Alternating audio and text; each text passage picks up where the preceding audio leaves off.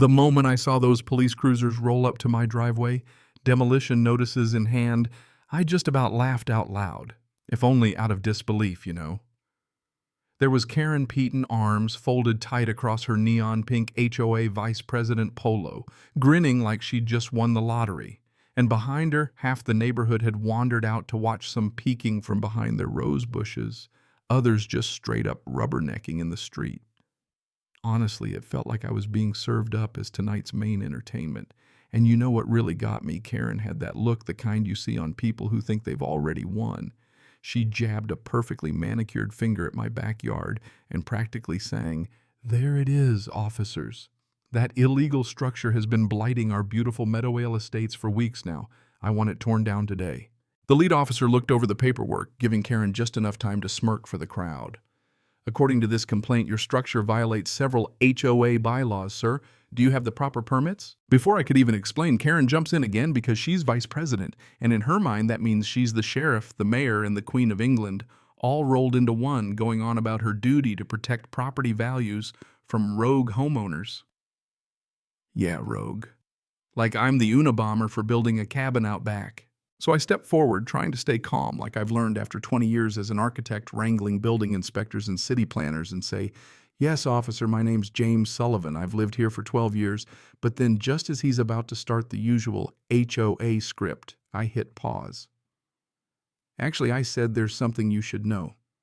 As of 72 hours ago, I'm not just the property owner, I'm the newly elected president of Meadowvale Estates HOA. You could have heard a pin drop. Karen's face went sheet white, then blotchy red, her mouth working, but no words coming out. It was almost funny, almost. But let me back up a sec. This whole saga didn't start with a squad car and a demolition notice. It started 3 months ago with a phone call from my dad. My father, who's 78, called to say his health was failing, and he needed to move closer to family. The decent assisted living options nearby were booked solid or cost more than a fancy vacation every month. The thought of sticking Dad in a generic box of an apartment just felt wrong, you know what I mean? So I decided to do what any stubborn son would do. I drew up plans for a small cabin right there in my backyard. 600 square feet, kitchen, accessible bathroom, big windows looking out over the garden Dad had taught me to love when I was a kid. And being me, I made sure it had matched the neighborhood cedar siding, architectural shingles, the works. I filed the plans with the HOA's architectural committee in September. Figured I'd play it by the book, even though everyone knew Karen liked to lose applications she didn't like. Still, the cabin met every rule in the CC plus Rs. I was optimistic. Until our HOA president Robert Daniels decided to retire after 15 years. Suddenly, there was a power vacuum. Karen, who'd been running the show from the sidelines as vice president, jumped at the chance to become the main act. Thing is, people had gotten real tired of her brand of leadership. Mrs. Chen across the street fined $300 for leaving her trash cans out 2 hours too long. The Andersons forced to repaint their house 3 times over the color beige. Even kids' sidewalk chalk was called graffiti. That's how bad it had gotten. So Tom Bradley from 2 streets over and a handful of other neighbors came to me and basically begged James, "We need someone who'll run this place with a little sanity." I didn't want the job, but after hearing story after story, I figured why not? Maybe I could make things better.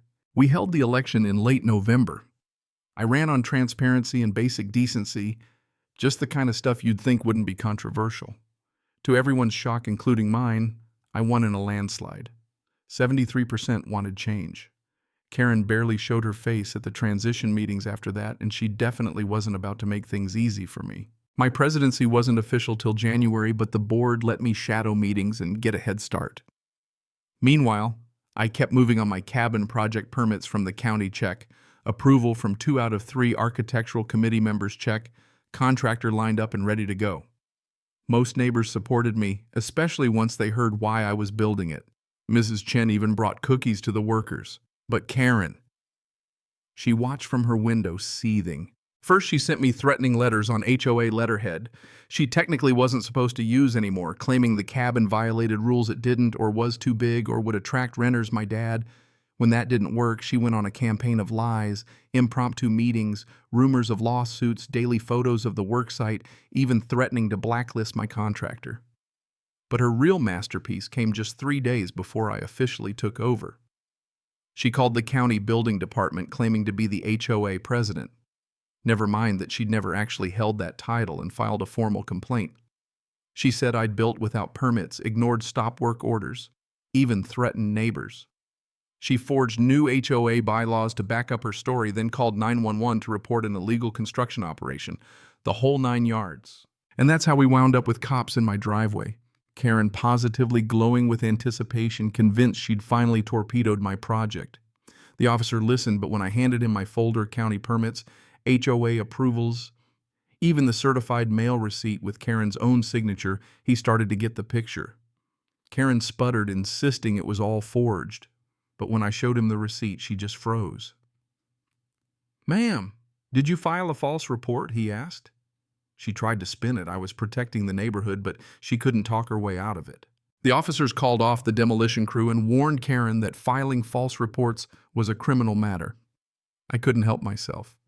I announced right then and there that as incoming HOA president, I was calling an emergency meeting to address her behavior. Karen shrieked that my term hadn't started yet, but I'd read the bylaws.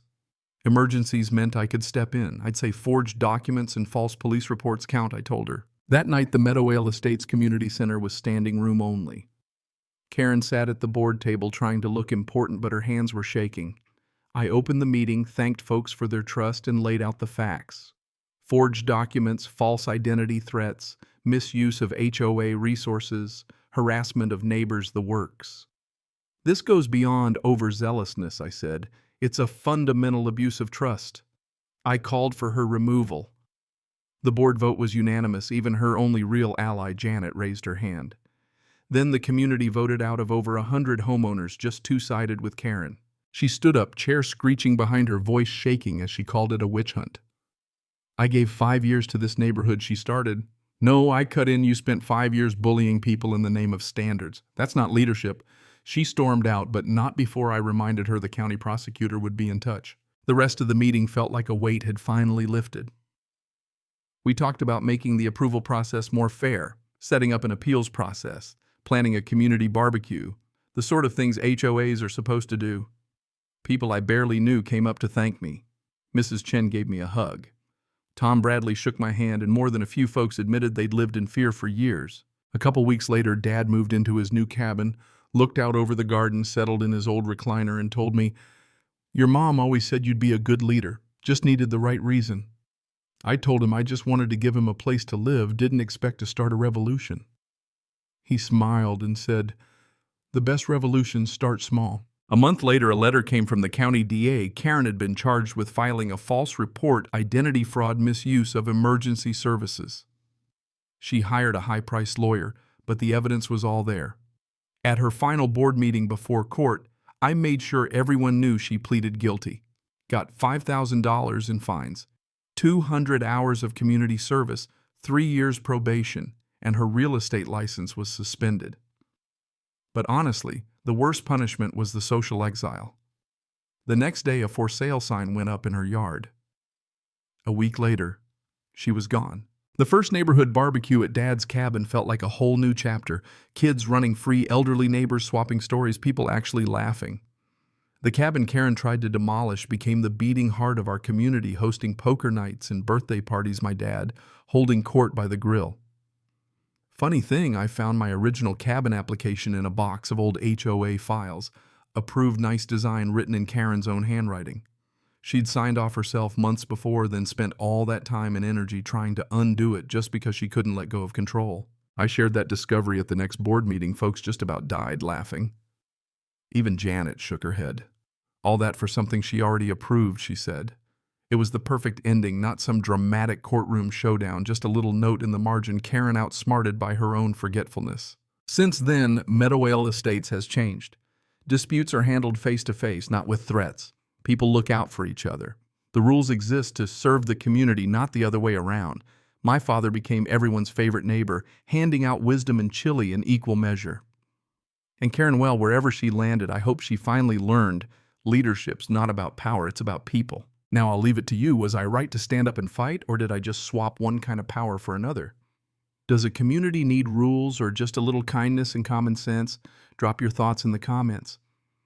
I know there's folks out there with strong opinions, and trust me, I want to hear every single one.